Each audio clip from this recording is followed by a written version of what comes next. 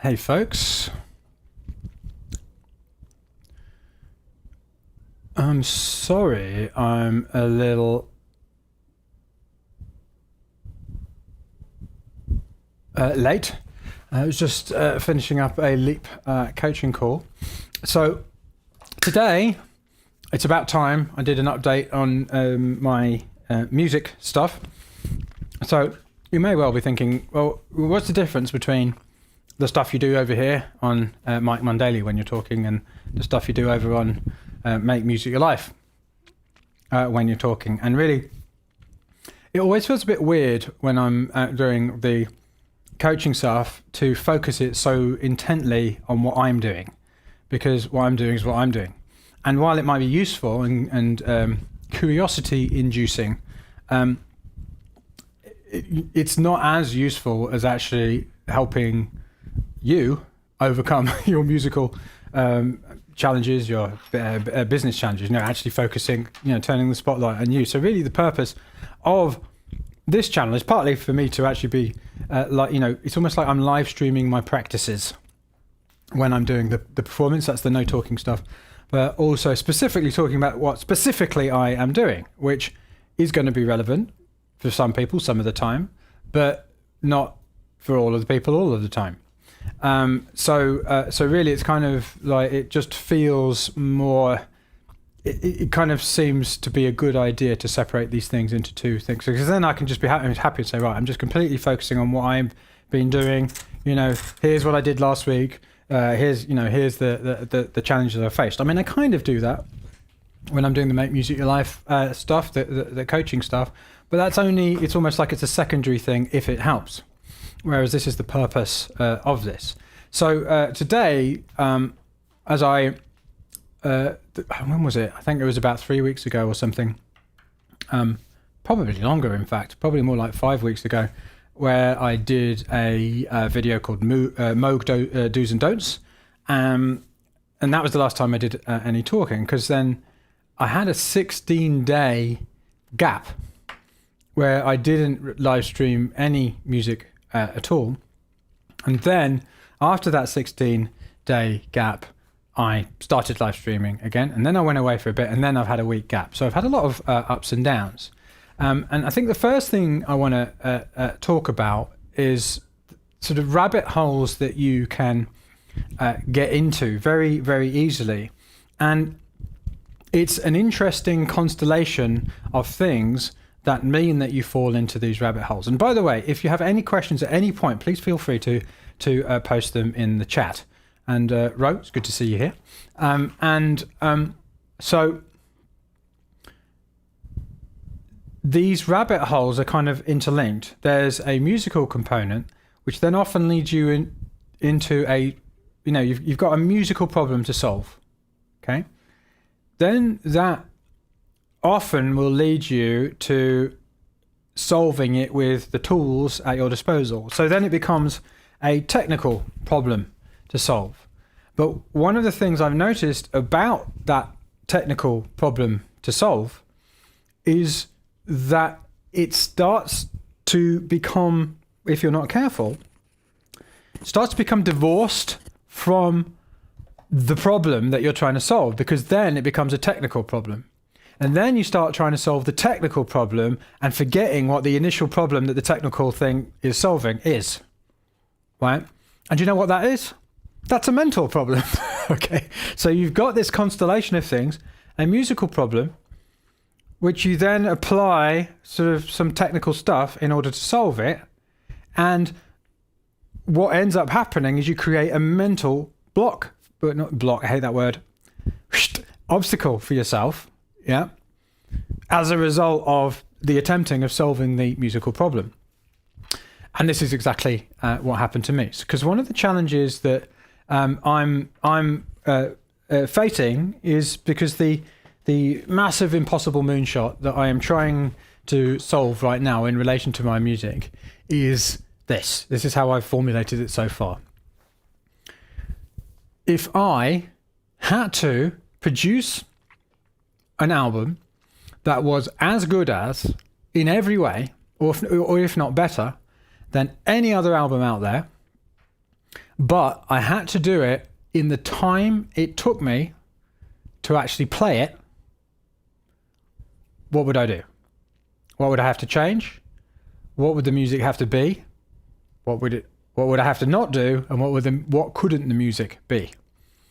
Yeah, and bear in mind the kind of massive impossible part of it is that, and again, massive impossible, for those who maybe aren't familiar with my kind of terminology, there are these kind of, they're not really goals, they're almost like dreams that we set, thought experiments that we set ourselves in order to break out of our current assumptions and thinking. So it's not that I expect to be able to achieve this, it's that I'm using this frame in order to decide what to do. Yeah, because it's kind of useful to get you to question your assumptions.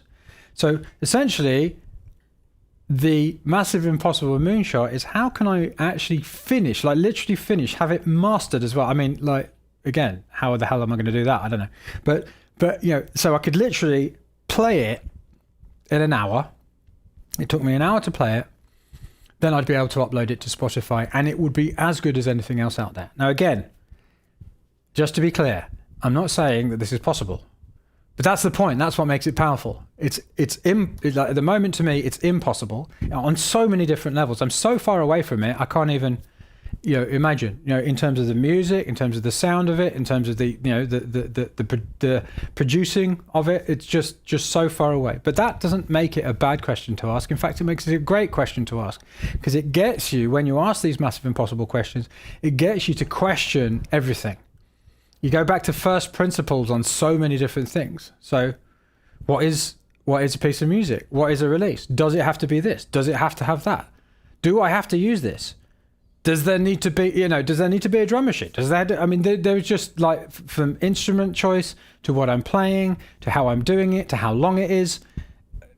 These kinds of questions get you to open up in so many different ways. So my massive impossible moonshot is, essentially, how do I produce an album in the time it takes me to play it? Okay, and that's why I'm not calling these things I'm doing live jams. I'm calling them albums, in order to remind me that that is the massive impossible problem that I'm attempting to solve. It's like I'm making a public statement. This is an album, and I want you to judge it like an album. Yeah, which is scary.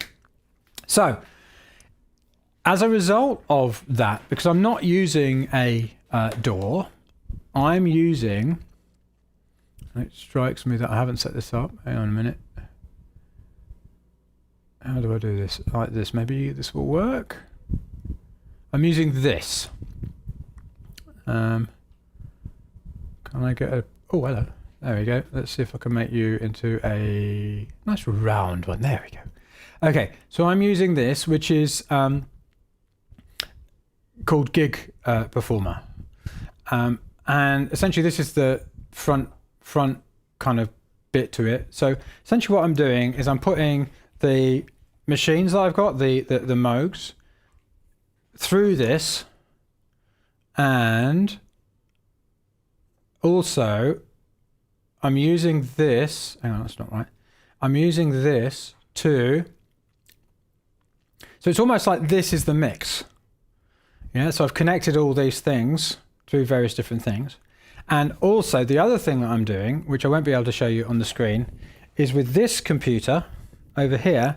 This is the computer where I'm using to play the human parts. So I've got a, and as I said, I won't be able to show you, but I've got a Piano Tech 7 plugin for the pianos. I'm using Omnisphere for the string things. I've just brought in pigments, which I'm playing around with for various different other things. And then I'm using a Sampleson plugin mixed with an Omnisphere sound for another sound that I'm using. Because what I'm trying to do is I'm trying to choose sounds that will become my, when I say my sound, of course other people use them too. It's almost like the Zentaur sound. As soon as you hear a piano in that context, you're like, okay, that's Zentaur. It's like it's a really good hook. Yeah, to get people, but you can expand it, so I can have 4 different sounds, 5 different sounds. Oh yeah, no, that's a Zentaur sound too. Yeah, because when you're attempting to make something unique and recognizable, you've got to think about what are the things that I can use over and over again that have a lot of breadth to them, a lot of depth to them in terms of what I can do with them that create the, oh yeah, no, this is Zentaur. Yeah. And although there's lots of things that need to be improved with it, I think at the moment you could say that it does sound like Zentaur. You know what it sounds like, yeah, if you've listened to any of the music. Okay, and that's because of these kinds of choices. So essentially, there's no. I mean, you could say that this is a DAW of a kind, but there's no like MIDI files. There's no audio files. It's all live in the moment. You know, there's literally no. I'm not able to. I mean, the only thing that I have also added since I think I last spoke is, let's see if I can go back to this screen. Hang on a minute, where are we?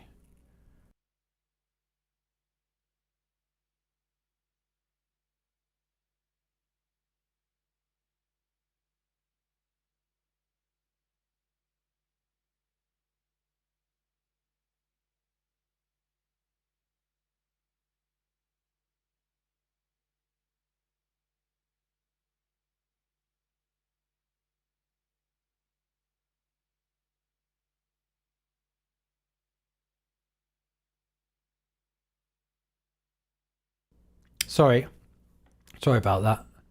Damn it. So keeps on happening. So the tools I have to, I wonder how long it was there was no sound. Damn it. Yeah, sorry guys. So essentially I have, yes, sorry about that. So when was it that I moved over to that? Oh, it was just then. No, I remember now. I say we're all good. Okay. Yes. So I have the one thing that I have included since the last time we spoke was the looper. Okay. So I'm using the sequences in the Moogs to play the notes. Yeah. So there's no notes in DAW land.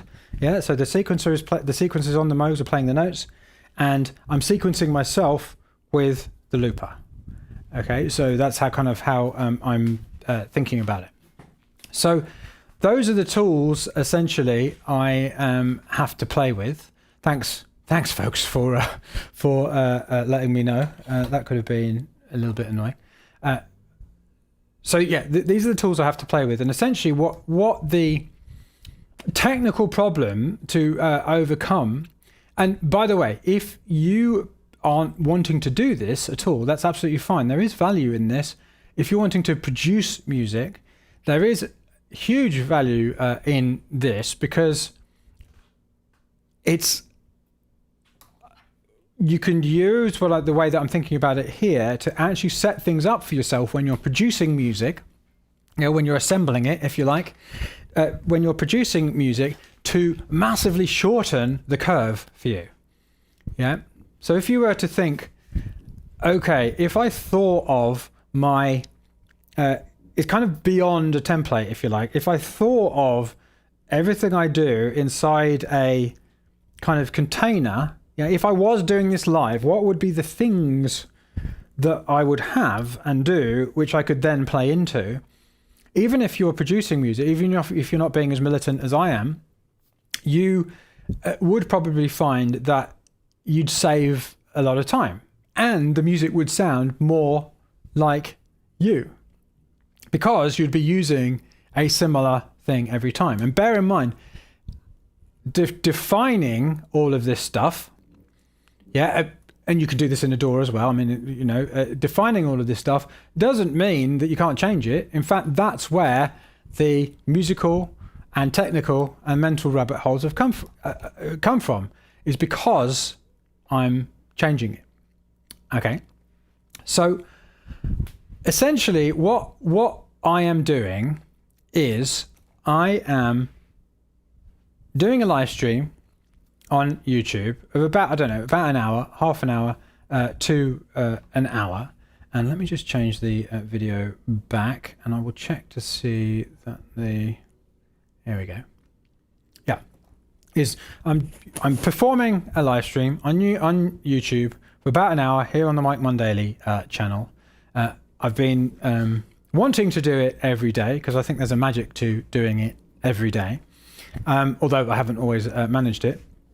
And I am then listening back to these recordings with as long as possible in between them. And actually, no, what I'm first doing is I'm doing the performance. In fact, let me back up from that. Before the performance, usually the evening before, I've been making some changes in the setup, okay, in order to not exactly fix, in order to overcome some of the problems that I've noticed from the previous performance, okay. And how I'm doing that is I'm doing the performance for an hour, understanding that the majority of what I make isn't going to be up to scratch for me. Yeah, but I'm doing it anyway. Okay. Has anybody heard of Beeple? Does anyone know about Beeple? I need to show you this guy. There's going to be some swearing here. So if you're with children, avert their eyes and ears. Okay. Okay, let me just go over here. So let's talk about Beeple. He's been a massive inspiration to me. And it was actually Luke, the wonderful Make Music life coach, who introduced me to him a while back. So Beeple is an artist, a digital artist. Okay. So he has been making one piece of art every single day from start to finish for 5,060 consecutive days. 5,060 consecutive days. Just get that. That's like, I don't know, 13, 14 years or something ridiculous like that. Okay, so I just show you, and as I said, this might not be suitable for children. So if you're with children, maybe don't look right now. So this is a kind of thing, Homelander, brilliant, because I'm watching that at the moment. Actually, The Boys, yeah. So pretty intense stuff. It's got all kinds of stuff. Yeah. These aren't the droids you're looking for. Not the droids you're looking for, right? Yeah. So, right. But I just want to point you. Oop, hang on a minute. All right. Yeah. I want to point you to what he says on his website down here. Beeple is Mike Winkleman. He makes a variety of art crap across a variety of media. Some of it is okay, but a lot of it kind of blows ass. He's working on making it suck ass every day, though, so bear with him. No, he's working on making it suck less every day, though. There we go. He's making it suck less every day, though, so bear with him. That is how I think I've always thought about my music that I release. That Mike makes a variety of art crap, music crap across a variety of genres. Some of it is okay, but a lot of it kind of blows ass. He's working on making it suck less every day, though, so bear with him. Like, if I wish I'd have written that, because that's it, right? And I mean, if you look at your own music and how you're thinking about your music, are you thinking of it like that? And you may go, well, that's a terrible way of thinking about music. Well, I'll come into why it might not be a terrible way of thinking about music. So I just want to show you here. So I've shown you the quality that he's kind of got to. Yeah. That kind of thing. Let's have a look. Shall we have a look back in, I think it was May 2007 when he started with drawing. Shall we have a look at his first ever thing? Go on, it'll be fun. All right, going down. Going down. There we go. Right, this was the first thing he released. Right. Now, 1st of May 2007 was when he started, and he's done something every single day since. What does that tell you about his process and what he's doing and how it's helped him? I mean, look, all of these things, I mean, some of them, this one, look at this. He basically obviously had a day off that day. I don't know, maybe it took him ages, I don't know. Right? So, and this was on the 8th of May. So I reckon it started on the 7th of May. Yeah. And then he was all excited. He was like, oh, I'm doing it. And then a week in, he hit the trough of despair, but he still did it. Yeah. That's how I'm thinking about this music that I'm making at the moment. In fact, it's how I thought about all of my music, but I'm going to try and double down on this whole thing because I think it's really, really important. Because I don't know whether you know much about the art world. I certainly don't, or I certainly didn't. I mean, I still don't, but I certainly knew a lot less until I got into Beeple because I find him so utterly inspiring and such a wonderful example of everything that I talk about. I mean, I don't take any credit whatsoever. He's the man, right? So he's at the forefront of the whole crypto art space. I don't know whether you can say he's 100% at the forefront, but he's definitely one of the biggest figures there.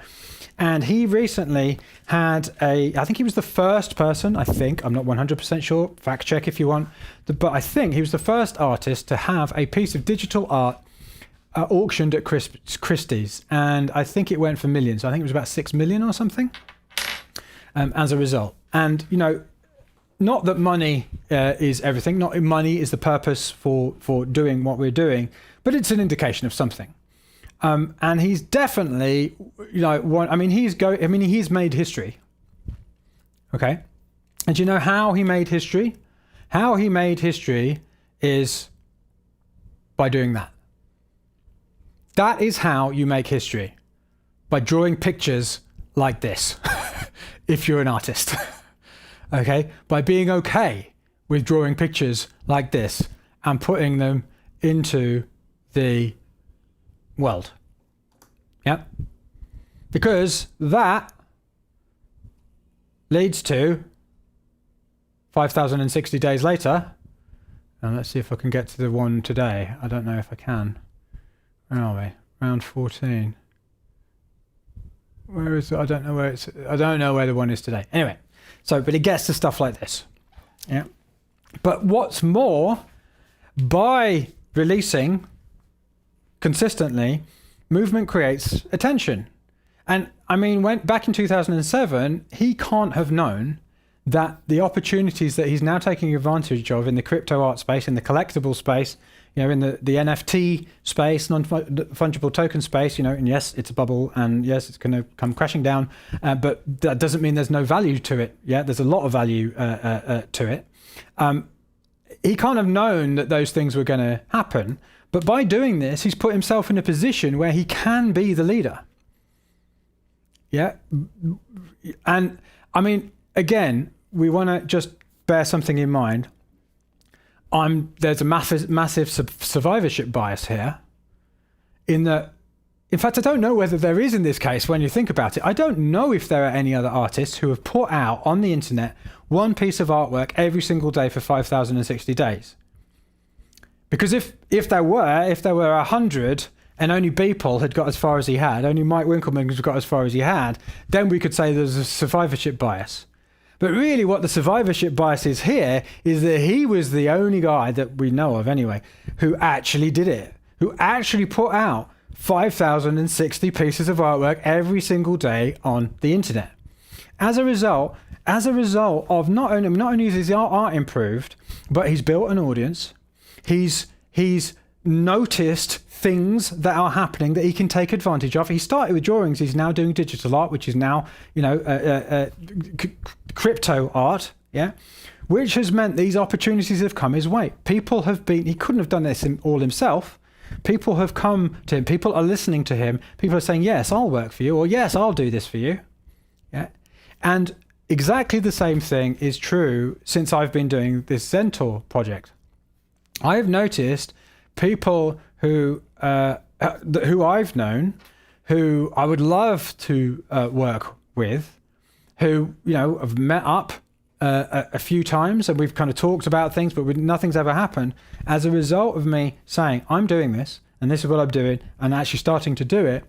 I'm now working with some people who I never would have worked with otherwise, simply by the fact of doing it, actually stating this is what I'm going to do.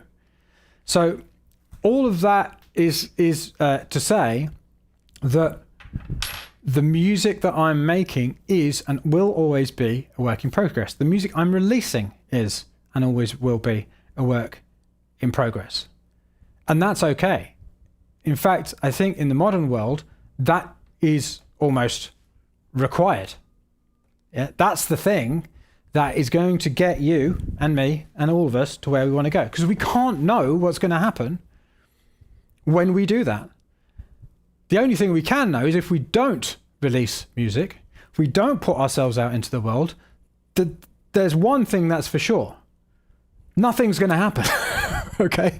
So it's a choice, it's a simple choice between nothing and possibility. Which you're going to choose?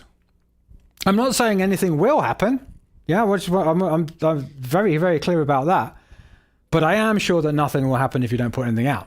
Okay, so that's the approach that I'm taking with this, and I'm just going to sort of dive headlong into it. And I think now is probably a good time to say what I'm actually going to do. So, and I will talk about the mental and technical and musical obstacles in a minute. But let me just get to this bit first. So, I'm going to commit to doing a live stream every single day. And one of those every week will be me talking and doing a review of what I've done. And I think I got off on a tangent there. But basically what I do when I've finished a performance live stream, I do 2 reviews. I do one immediately after, where I ask myself 3 questions. Number 1, what went well? You'll be familiar with these if you've done the leap or some of my other courses. Yeah. So what went well? Question number 2, what were the problems? Question number 3, if I had my time again, knowing what I know now, what would I do differently? Okay, so that's immediately after the live stream. So I do the live stream, it stops, yeah, and I get the thing, unless I've got an issue and I've got to run away and help children and family stuff, yeah, unless that happens, then I write an immediate reaction to it without having heard it back, yeah. Then at a later date, I listen to the recording. And, it's an hour long usually, so I might, walking around or unstacking the dishwasher or whatever it may be. And then I ask those 3 questions again. Yeah. Now, that's the ongoing review process. And through these ongoing reviews, obviously, there's lots of information, lots of data coming out saying, okay, so here's what I could improve. Here's what I could do differently. Here's what I could change. Yeah, so I'm identifying the problems. And instead of thinking, oh, no, I'm a terrible person. Oh no, it's that again. Oh, it's because when I was a child, I did it, it's like none of that nonsense. It's like simply, what are the problems? What went well first? Puts you into a creative state. What are the problems? What am I going to do differently? Yeah. And then essentially, out of that information, I alter what I'm doing here. Hang on a minute. Wrong screen. Here. And also musically as well. Okay. So out of all of that information, I do things. Now, the problem has been so far, so I'm going to do a live stream every day. One of them is going to be talking when I'm going to be reviewing the previous week and also setting up an experiment for the next. So what I'm talking about here, and some people may well be familiar with this, is my model. Let's see if I can find it. I didn't have time to bring everything up because of the Leap coaching call went on for 4 hours, and even then I had to shut it down. I had to end it quickly. So let me just see if I can find the thing so that I can show people who aren't familiar with it. Hang on a minute. No, that's not it.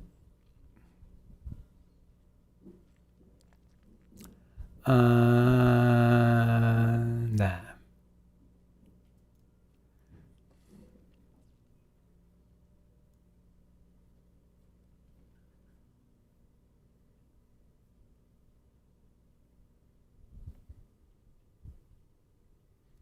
There we go. Right, I found it. Sorry for the delay. Okay. And share screen.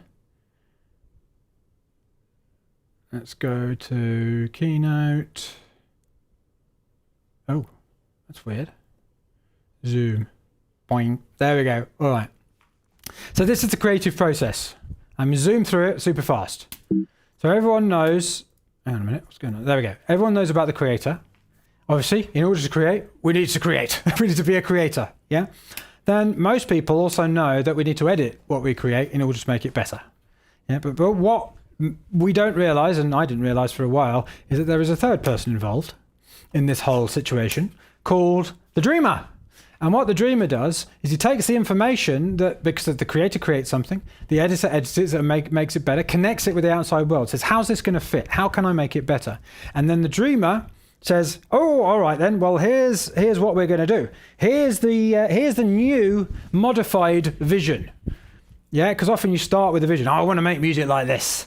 Yeah, and then you go and create it and you go, actually, I can't make music like this because I'm rubbish. And the editor goes, yes, you're rubbish. The editor goes, yes, you're rubbish. So you're going to have to lower the bar slightly. And so the dreamer goes, all right, I'll lower the bar slightly. Maybe I can, remove a few parts. I mean, often people don't use the dreamer at all and they just keep banging, going boing, boing, boing, boing. Oh, it's not working. It's not working. They don't ever change anything around here. Yeah, which means they never improve. They just start beating themselves over the head, going back and forth between these. But the dreamer tells you how to modify the dream. So really, what this is the scientific method. You have a hypothesis. You do an experiment. Yeah, you create something. You review the experiment, which then allows you to create a new hypothesis. Now, as you can see from this model of the creative process, and it really, I think it's a model for all progress. I don't think it's just the scientific method or anything. It's like with that model, there isn't actually any failure involved, because if everything's just an experiment, that's what Mike Winkelmann has been doing with his Beeple thing. If everything's just an experiment, then all you have is data. Yeah. Of course, you still have the reactions that, oh God, that was terrible, or that was embarrassing. But hey, do I care? Well, a little bit, but not as much as I care about getting better. Right? So, Jakob, if you're still there, I'm not ashamed of it. that's for sure. I may well feel shame, but I just put that to one side. So that's the process. So in terms of what we're going to do here, and I have been doing a version of it up until now, but I was thinking about how can I make this whole project more useful to you, as well as being more useful to me. Again, slightly mini, massive, impossible moonshot there. Yeah, how can I make it both more useful to you and more useful to me? Because what I've been doing up until now is I've been doing the writing around what I need to do, like what went well, what were the problems, what could I do, what would I do differently, and but I haven't been clear on the boundaries, right? So let me give you an example, and yeah, exactly, Jakob, the ever ongoing process. It's just it never stops. Yeah. So I haven't been clear on the boundaries of each experiment, which is what led me to the rabbit holes. And this is what leads you to the rabbit hole. So remember, if you've only just joined this, a musical problem causes you, quite rightly, to look for a solution. Yeah. It's a technical solution of some kind. It might be a compositional technical solution. It could be a production type technical solution, but let's call it a technical solution. Yeah, you've got certain tools at your disposal. It could be a piece of software, it could be a compositional thing, it could be practice, but let's call that a technical solution. But the problem is when you focus on the technical solution without bearing the initial problem you're trying to solve in mind, it becomes about, because of the way our minds work, it becomes about the technical solution and you forget about the actual initial musical problem. This is the rabbit hole, and that in itself is the mental rabbit hole, in that you obsess about solving the technical problem without reference to the reason that you're doing it. Yeah, that's it's another triangle, but this is a triangle of doom, not a triangle of joy, which is what the other one, this one is. This is the triangle of joy, and the musical, technical, mental triangle is the triangle of ultimate doom and ruin and all of these terrible things. So that's what has been happening to me. That explains the 16 year. That would be bad. the Mike Monday has done nothing for 5,067 days straight. Yay! That would be awesome. So yeah, no, but I bet there's a lot of people in the world who would be able to say that, right? God, I've got myself off track there. So what am I saying? So yes, the the reason for the 16 day gap was that in the music that I'd been listening to, I was hearing that it was starting to sound, it had a sound to it. It sounded like Zentaur, Jack. I could always improve that, but yeah, it sounded like Zentaur. It's very dull in general. Like I actually quite like that. I like real round, warm things, but it was a bit too dull in general. It's just very like that. Yeah, so that was another problem.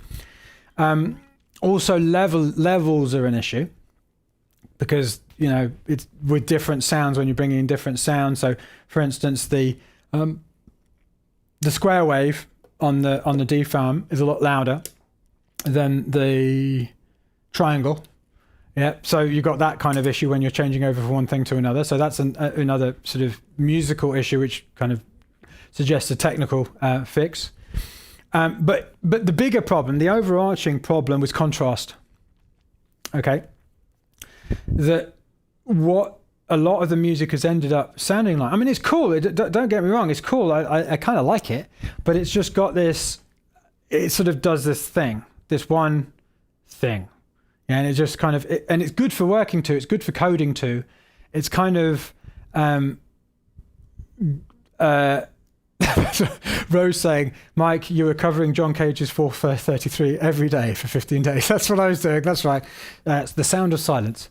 So yeah, no, I was,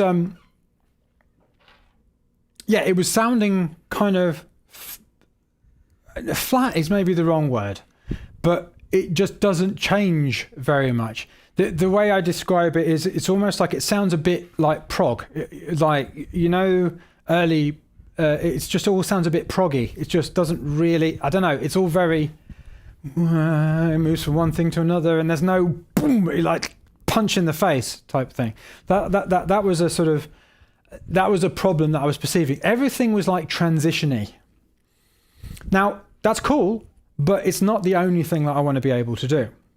So that was one problem. Another problem was that the music, like for one thing, I'm not good enough at the looper yet. I'm a bit with it. So, and combined also with my relative lack of ability to play the piano particularly well, meant that I was being a bit too careful with the piano. Now, with the piano thing, I've started taking piano lessons. So. And haven't done any practice, so I'm going to get in trouble tomorrow. No, the day after tomorrow. So I better do some practice. The piano thing I think will come. The looper thing again, that's about practice. But the problems with the way it sounds, it's all it being a bit round and not bright enough. I've kind of fixed that with tweaking. But the bigger problem, the problem that really has sent me down the rabbit hole, is around the kind of contrast problem. And what I ended up doing was, because I think I essentially ended up overcomplicating it because I forgot about the triangle of doom, the musical to technical. So I just ended up in, and I'm sure you're all familiar with this, I ended up in, hang on a minute, not that. I ended up in, where are we?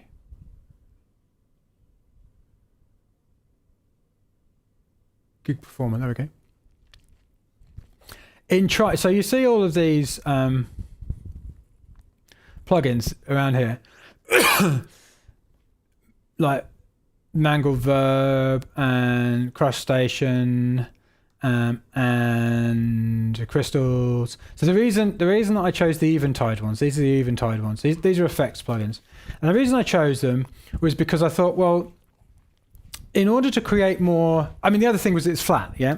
So in order to create more depth and more contrast, but with using the same instruments, then obviously the idea, a thought is, well, I can change the sound by using the by using different effects, to kind of bring things forward, push things back, make things wider, make things, turn them off and make it thinner. And the reason I use these is because they've all got the same kind of UI. And when you look at Gig Performer, what you're essentially doing with something like this is you're creating these kinds of expressions of it, and then you're setting these knobs, to MIDI controllers, So it kind of saves time. So I started doing that. But what ended up happening was that the music really started to lose something. It actually started making it even flatter. Because it just then became, well, there were a number of different things. On the mental side of things, I suddenly had to focus on more things, so I wasn't focusing on the things I was focusing on before enough. Yeah. So that was one of the problems that this technical solution created, is that it's like my mental focus wasn't where it needed to be, which was really largely about the notes. And it's interesting because I listened back to some of my initial splurges when I first got the subharmonicon and started doing it like this, and I listened to it, and it was just the subharmonicon and me playing the piano, and I was like, holy crap, this is so much better than so many of the things that I did when I started to overcomplicate things, right? So again, in trying to fix the musical problem, I applied a technical solution. And by the way, applying a technical solution isn't bad. It's just, it creates other problems, which then put me into a mental rabbit hole. Yeah, because I couldn't, it was very, very difficult for me to do everything all at once. Now, at some point, I am going to be able to do everything at once, because I kind of learn more, and as I practice more, a lot of these things will come from my conscious processing and be made unconscious. They will become habitual, so I'll know what I'm doing, so I won't have to think about using the looper and, hang on a minute, how many bars is this loop? And oh no, it's starting in the wrong place, and oh no, it's the fader is down, and all of this stuff that happens in the middle of when I'm doing it right now, that will no longer be an issue. Yeah, but at this point, the technical solution is creating an even bigger problem. Yes, so Jakob was saying, did I implement too many choices? Yes, that is one of the problems. Yeah, oh, by the way, I didn't use all of these. These are just, these aren't actually working at the moment because, oh, sorry, you're not saying it, hang on. Yeah, I'm not actually using these at the moment at all. So I didn't actually end up using the Eventide ones because I suddenly remembered, and unfortunately I don't think they actually sound as good, but I remembered these things. This is the Sugar Bytes plugins. Now, remember, with any solution, and this is, I think this is like very much sums up the problem with one of the problems with the modern world in general, is that we somehow believe that there is going to be a solution that has no downside, right?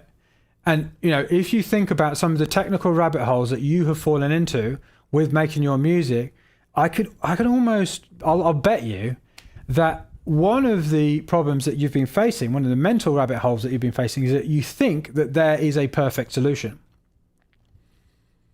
But there is no solution that doesn't have a downside to it. It just doesn't exist because there are always trade-offs. There's always another side to a coin. I have ADHD, as I found out in 2019, and that is a disability of a kind, but it's a superpower, right? Because it's a disability, yeah? It's two sides of the same coin. Similarly, there isn't any solution that you will find that will solve all your problems. It will just create other ones. Yeah? And it's just about which problem would you rather have. Okay.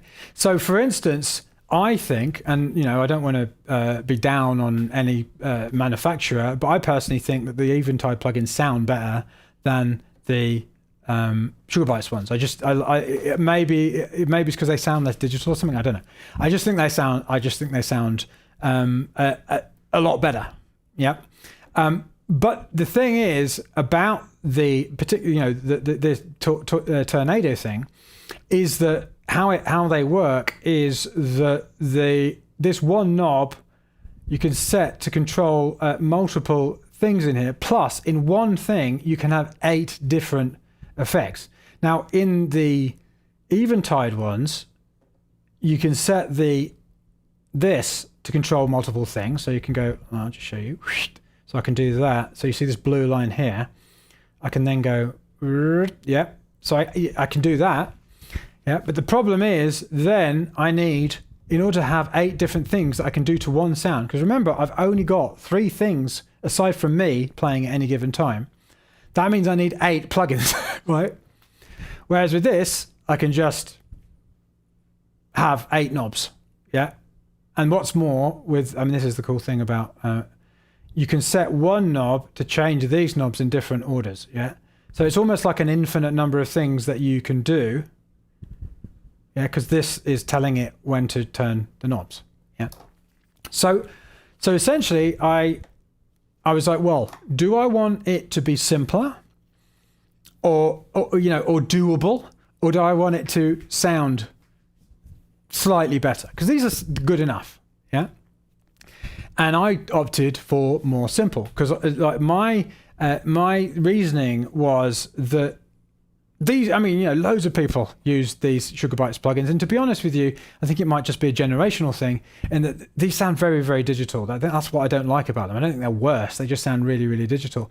And actually, given the other problem that I stated was that a lot of my music, when it's just coming from the Moogs and me playing, is very dull, it may well be enhanced by more digital sounding things, sort of that bright zinginess that sort of gets you like that. So it may actually be an improvement. Plus, I can also put the effects through something to warm it up a bit if it's just too much for me, and I can sort it out later on.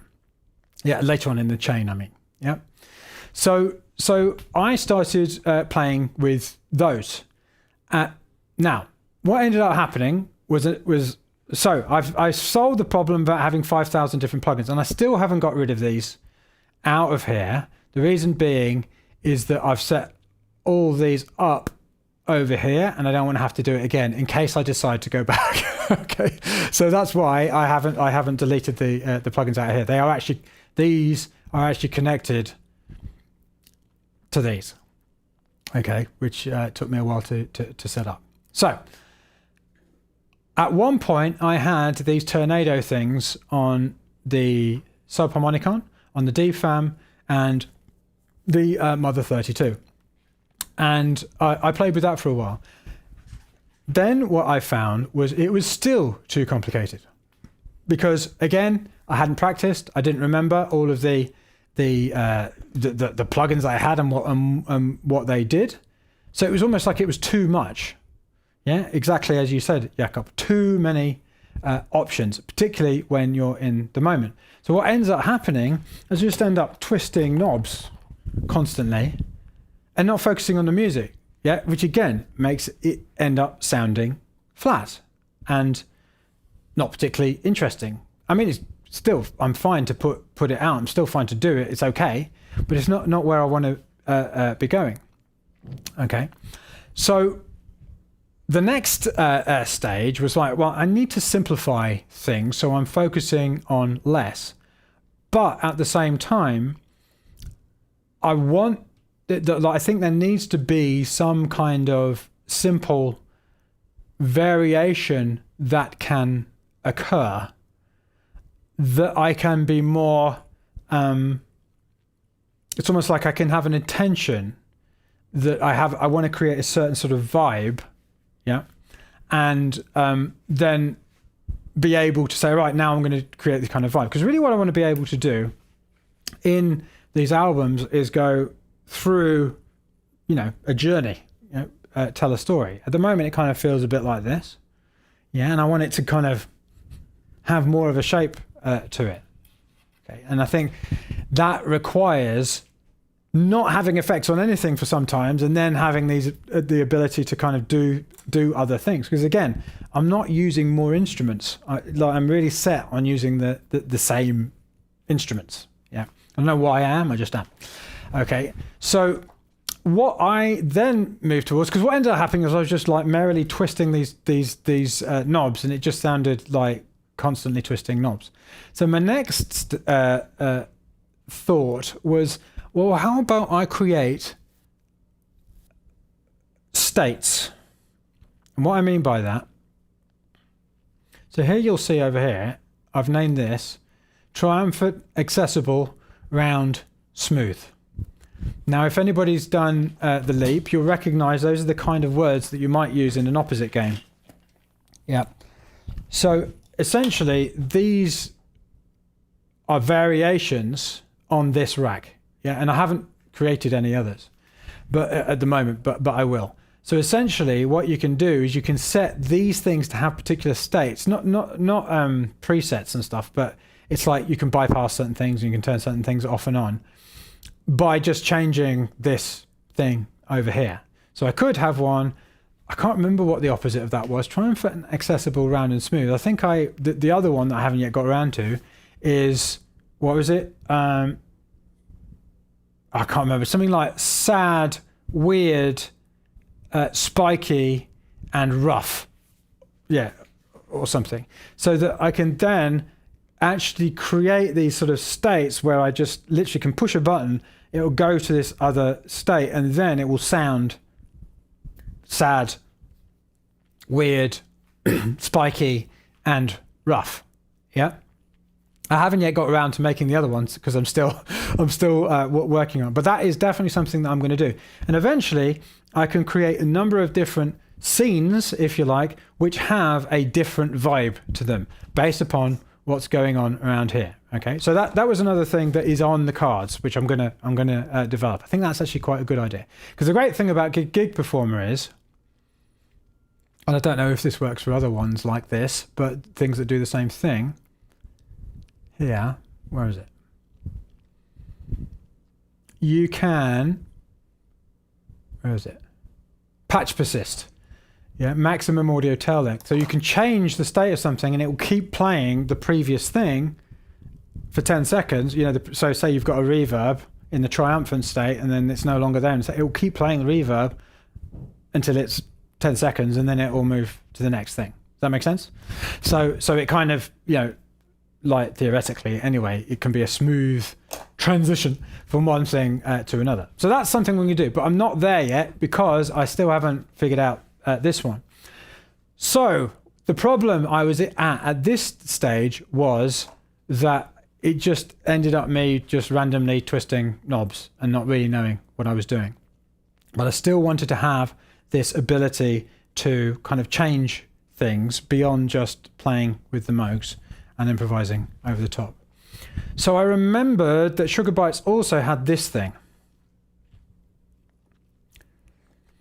Now, essentially what this is, and again, it has the same problems in that it sounds very digital. I'm not 100% on the actual sounds of the effects, but again, it's that's a less important problem. That's a trade-off, right? And it's a less important problem than the one that I was trying to solve. So in this thing, essentially you can so for instance, I wonder if I can play it. In fact, I'll try and play it. In a minute. Hopefully this works.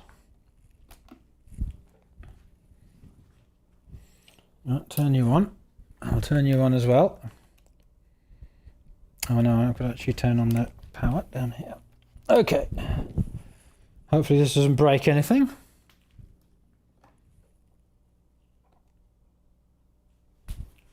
Alright. How's that going? Right.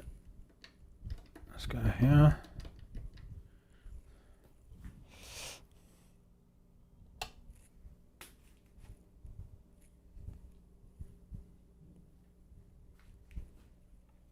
Oh, that'll be right. Wait a minute.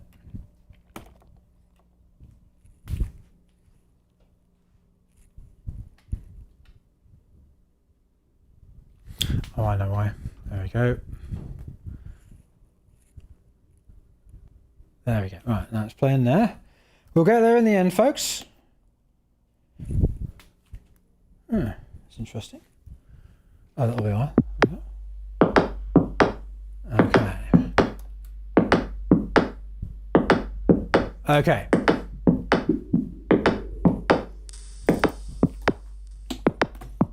All right, so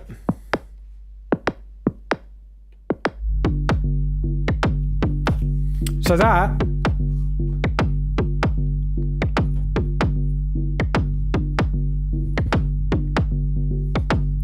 is the DFAM on its own. I'll just turn it down a bit so you can hear me talking. Now if I add the looperator, I think it's this one, is it? Oh no, that's the wrong one. Sorry. This one. Sunday filter noon on top. This is what it sounds like.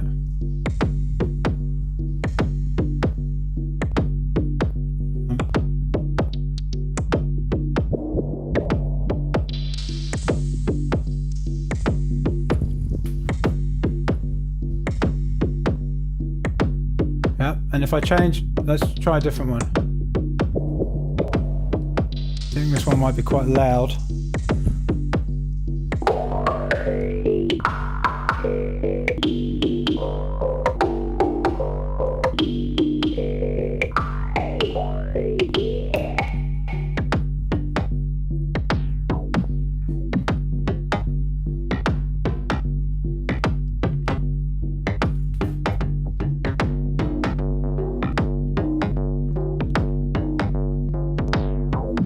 Yeah, so you can basically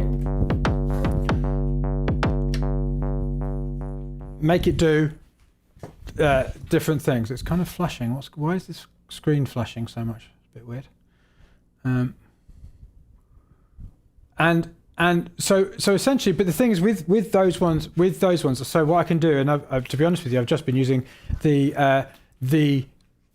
presets. Yeah, at the moment, I haven't actually been designing my own looperator things at this stage. I've just been using presets because I haven't got time. So yeah, so I can, with the DFAM at least, just set up things and then just select them. I mean, I sort of know what I will do when I've practiced enough. I will know that Industrial Revolution gives me a certain thing.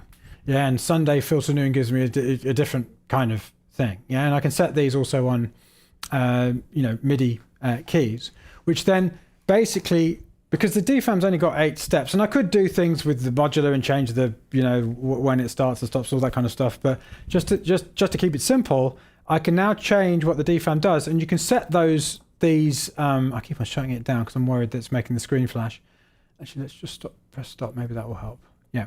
So you can set these things to each step to be an eighth note, a half note, or a fourth note. So I can set much longer loops with the DFAM, and I don't need to be twisting knobs in order to do it. I just need to click a button, and then it will do this different thing. So that's removed the number of things that I can do there. Yeah. So made it simpler, and actually because really the DFAM is the beating heart of this whole thing. The DFAM is the thing that it's the rhythm and it's the bass. Yeah. And so you don't want to be messing around too much with all that stuff. I'm not writing EDM here. And so when I say EDM, I mean, that type of EDM.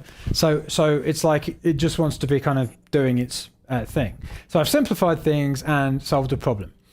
Solved a musical problem of the DFAM always just being very, very, very repetitive. But I still have got the tornado on both the Mother 32 and the subharmonicon. Now, the reason for that is that at the moment, the Mother 32 is fulfilling two functions. And this is another problem I might want to kind of sort out later. But I'm not going to worry about it now because it's quite good at doing what it does. At the moment, I don't use the sequencer in the Mother 32 at all. At the moment, essentially the Mother 32 is really functioning as a hat machine. It's kind of the hats and the snare sometimes. And also, if I turn a particular knob on it, and I haven't got things set up here, hang on, let's see if I can, well, you might be able to see me doing it. Right, so if I turn one of these knobs, in fact, I'll press play. Let's see if I can get it going.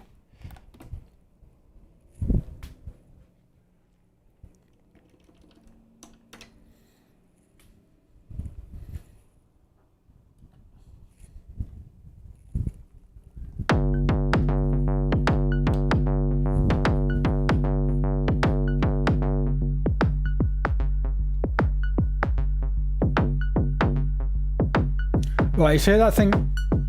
That's the Mother 32. This thing. And essentially, the way I've got it plugged in is that the Mother 32 is being played half by the subharmonicon and half by the DFAM. So at the moment, the DFAM is telling it when to play. Yeah. And the subharmonicon is it? Oh no, it's all being played by the DFAM at the moment. Sometimes I set it so that the subharmonicon, in fact I'll do it right now. Which one do I do? This one? No.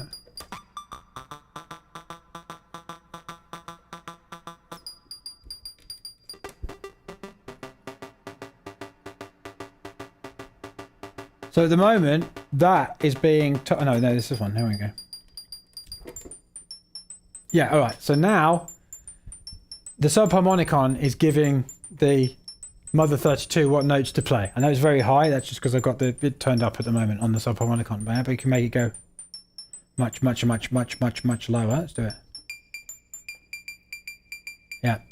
So essentially, the sequencer 2 right now, the subharmonicon is telling the Mother 32 what notes to play. Okay. So sometimes I have it set up like that, and other times I have it set up so that the DFAM, which is what I had just now,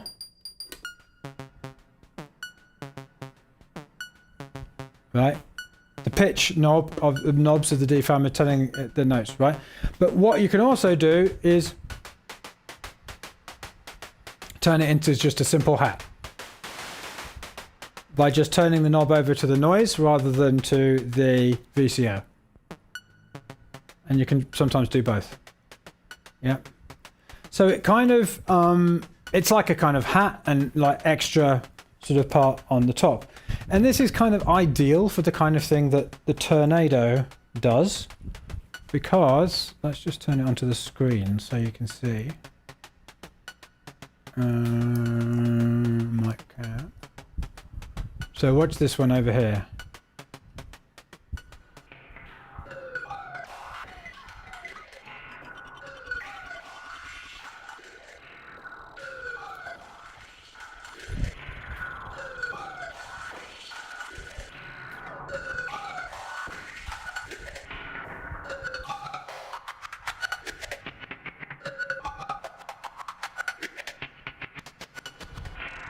So the reason how I'm turning all of those knobs here is with the dictator.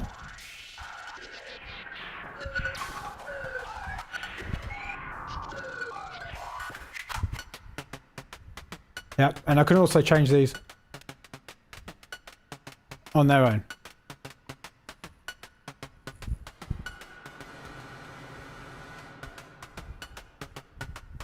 Yeah. So that is actually quite good for the type of part that I'm getting the Mother 32 to play. It kind of gives you a lot to work with. And as Ease says, It's an expensive hat. Yes, it's a $1,000 hat. Yeah, so that is another problem that I am wanting to solve in the future, which is making the Mother 32 more than an expensive hat. And I will solve that problem at some point. But at the moment, it's fulfilling a function, and I'm glad it's there. I've warmed to you, Mother 32.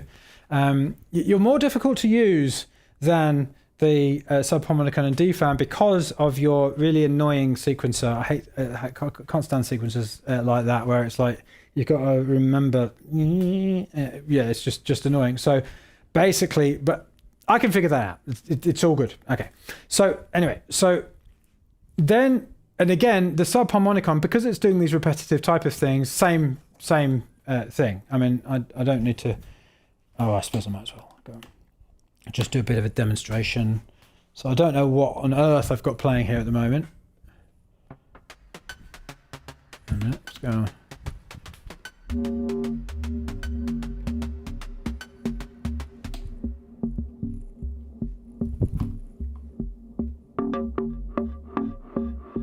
Oh, it's a bit of a scary thing. Right, so.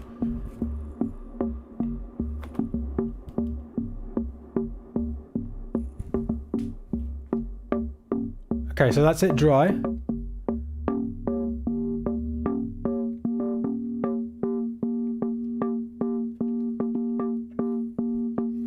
And just with one knob.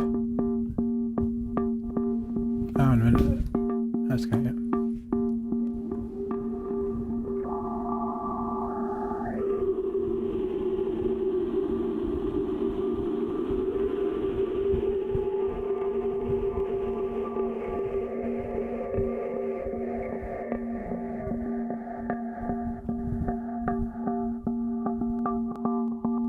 Because the cool thing about Tornado, and I don't know of any other effects unit that does this, is that you can set it so that depending on which effect you bring in first, it puts it in that order. Right, so say, let's just try it. In fact, hopefully I've got it set that way. I think I do. Yeah.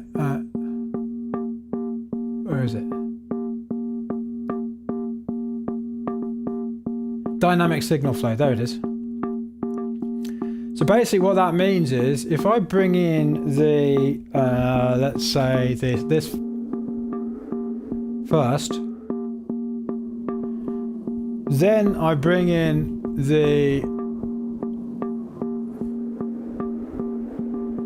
this after it, that silver rain effect, the second one over here, is affecting that, yeah? Because if I then turn this one off, it's entirely different. Yeah, does that make sense? And similarly, if I bring this chorus in after, that's now chorusing that signal. Yeah. So essentially, you have an almost infinite number of things that you can do. And this is the final thing I wanted to say, which was the insight that I had yesterday, which kind of unlocked a lot for me. So I think the mistake I'd been making before yesterday was, somebody relatively famous who uses these plugins, the Tornado stuff a lot, is Beardy Man, who's the guy, he's like does beatboxing. I think saying he does beatboxing is like massively underselling what he actually does. It's pretty incredible what he does. Looking him up on YouTube, it's pretty incredible. I've seen him play live a few times. He's an English bloke, he's really a master at what he does. It's quite incredible to see. And what it seems to be that he does, he does a lot of beatboxing, but what he does is he kind of plays the effects as I would play the piano.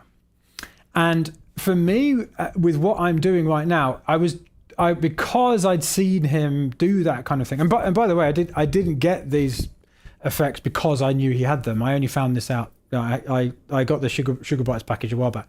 It was actually for a different reason. But anyway, I wasn't using these in order because of Beardy Man, but when I realized he was using them, I saw him using them, I was like, okay, so he kind of making loops out of these effects. And what I realized that was doing, because I had that frame around it, and here's a mental rabbit hole, right? Somebody has a piece of equipment and they use it in this particular way. Yeah, so again, technical thing. Yeah, using it in a particular way to fulfill a musical aim. Yeah, but this bit of equipment in my situation is actually taking my focus off the thing that makes me me. Right? I'm not, at this point anyway, going to play the effects because, number one, I'm not familiar enough with them.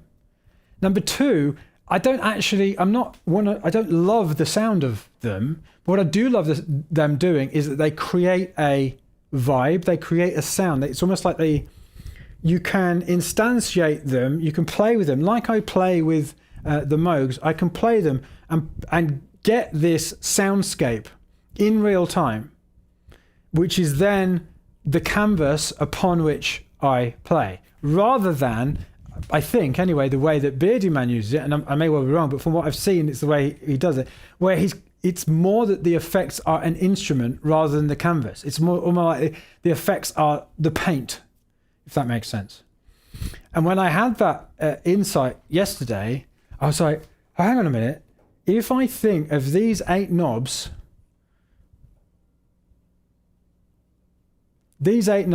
on each of these as me setting up an algorithm rather than me playing the piano, because the frame I had around it was that these 8 knobs are like me playing the piano. They're like I'm improvising with those knobs. But for me, that doesn't work so well for various different reasons. For me, if I think of it more as I'm setting up an algorithm, so it sounds like this. I've created this soundscape with whatever combination of knobs it is. So let's try that. God knows what that's going to sound like. Find out.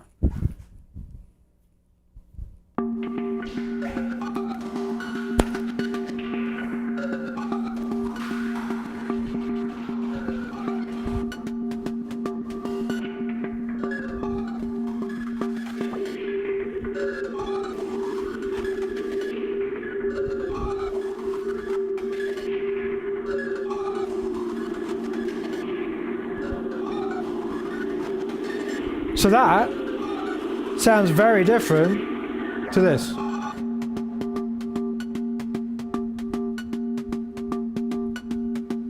Yeah? Which sounds very different to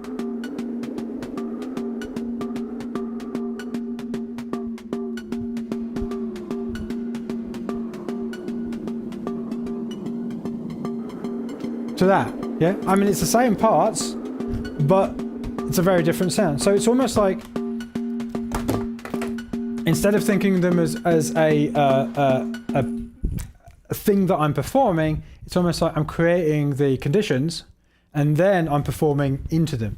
That was huge, because really what I was looking for, and again, coming back to the initial thing I said at the start of this, which is you have a musical problem, then you try and solve it with the technical thing, and then in solving the technical thing, you get obsessed with the technical thing and you forget about what the initial problem was. So my problem was that I felt that the music was too flat, that I wasn't able to shift from one state to another. So then I started, being around the houses, but I started using these tornado things. But then I forgot the initial reason for using them. And I started using them the way that I saw someone else using them. Again, this is the mental problem.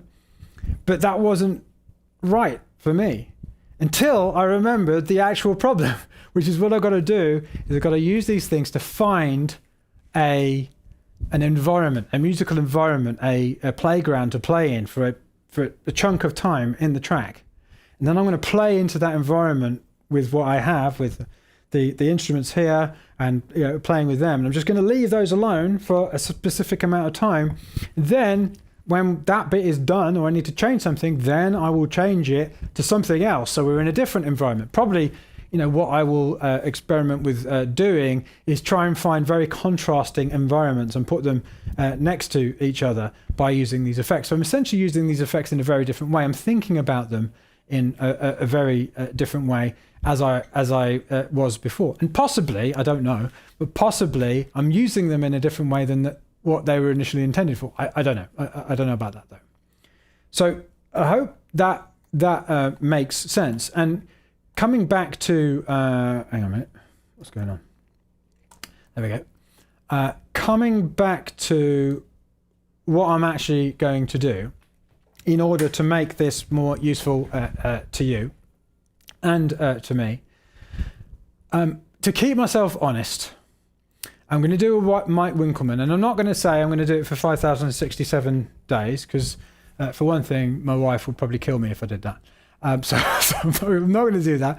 But what I'm going to do is I'm going to say for the next 30 days, starting today, and today's the first day, I'm going to do a live stream every day. One of those, so every 7 days, and it might not be exactly 7 days apart because it depends on the situation. But every 7 days, I am going to do a talkie live stream.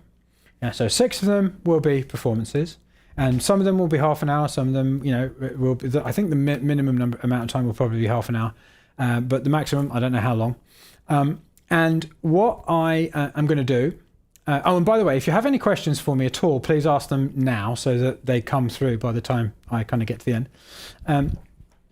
So I'm going to do a talkie live stream, 6 performances. I'm going to do the ongoing review process that I talked about. I'm going to write what went well, what were the problems, what would I do differently if I had my time again, both immediately after the performance and on listening to the recording later on, probably a couple of days later.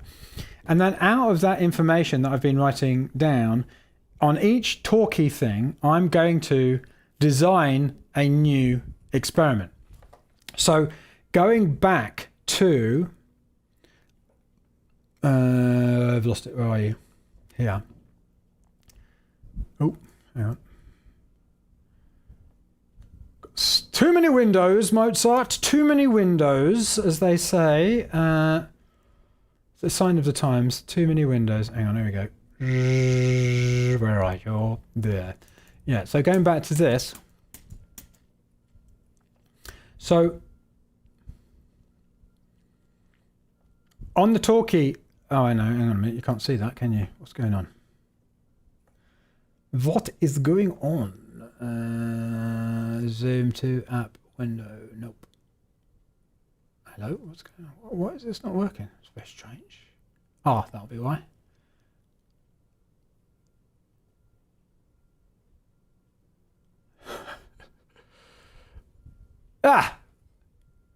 Zoom. Boom. There we go. Wonderful. Right. So on the talkie live stream, I mean, I'm going to be sort of partly reviewing, of course. Yeah. But a lot of the reviewing is going to be doing in the writing. But on the talkie live stream, I'm going to come up with a hypothesis, if you like. Yeah. I'm going to create some. Right. This is the what I'm going to experiment with for the next 6 live streams. Yeah. For the next 6 performances. This is what I'm going to set up, and I'm going to keep this experiment broadly the same. I'm going to do this. Yeah. So essentially, I will have the setup as it is. I'm going to change something about it in order to solve a problem. And essentially, these talkie live streams are going to be me saying the problems that I encountered and how that is going to shift the test. Yeah, what I'm going to do differently, the hypothesis that I'm going to try and test. And then the following 6 live streams are going to be me doing this. Yeah, where I'm actually performing. So no talking, just me performing. And, the reason that I'm doing that is partly because I think, one of the reasons I've fallen into so many rabbit holes is that I haven't had this kind of formalized, all right, now I'm,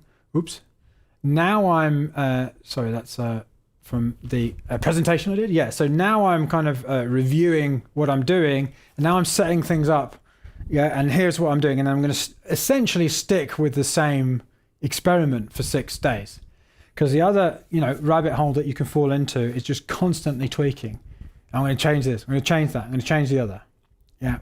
And while it is different when you're making live music like I am now, you know, you're actually, you know, performing the music live, it is kind of the same thing. It's the same kind of rabbit hole that you fall into, where you don't actually do the thing because you're just always changing the thing, right? And because it's in real time, it's almost easier to fall into that trap, because you're like, well, I can always do just a performance tomorrow. And then you say, right, I'm going to do a performance now. And then you start changing a few things. Then before you know it, the time's gone, and then I'll do it tomorrow. Oh, I'll do it tomorrow for 16 days straight. Yeah. So this will keep me honest. It will mean that I actually practice the same thing rather than constantly changing the thing that I'm practicing. Yeah. And also it will demonstrate, I mean, you'll be able to follow a path if you're interested. You know, my path to this attempting to make an album that's as good as anything else in the time it takes for me to actually perform it. Hopefully it'll be an interesting journey, and you'll learn something along the way about how I'm thinking about what I'm doing. Because really, like, making music with technology is so much about the mental game. Yeah, of course, we have a musical problem, and we solve that musical problem with technical stuff. But how we do those two things and how much progress we make is all dependent on the mental game, how we actually perceive what we're doing. And this structure should, hopefully, anyway, keep me honest. So I've been going just under an hour and a half, talking the whole time. So if there are any questions at all, that seem that there are, I can answer them. If not, I'm going to love you and leave you, because now I've got to prepare for the Momentum Monday session over on the Make Music Your Life channel tomorrow. So hopefully you found this valuable, useful. I've given you a thorough looking into what I've been doing and how I've been thinking. There are some exciting, super exciting things that are in the works for the releasing of the music. I can't tell you about them yet, but I mean, I don't know whether they will work. I don't know how well they will work, but I mean, this is kind of moonshot thinking again, but potentially,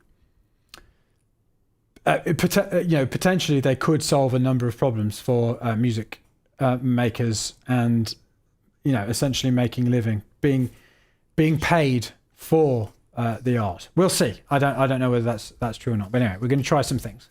So that's exciting as well. Yeah, watch out for more stuff. Essentially, now is such an exciting time to be. I mean, I'm so grateful to be alive. I mean, I know it sounds ridiculous in the midst of a pandemic, and with all of the absolute nightmare that's been going on. But it's true. I really, really believe this. Now is such an amazing time to be alive. I'm so, I don't know. I'm full of so much gratitude that there are so many opportunities, despite all of the challenges that we're all facing. And, you know, to be a musician right now is just an honor and a gift. So I'm going to go at it with full force, and, you know, maybe you can join me for the ride. I mean, you already are. So yeah, we'll see what happens. So, as ever, have a good one. Doesn't seem to be any questions, so that's good. I've obviously covered it all off. So until next time, in a week or so, I will probably make it on next Monday. I'll be doing a performance tomorrow. So, but until then, onwards and upwards.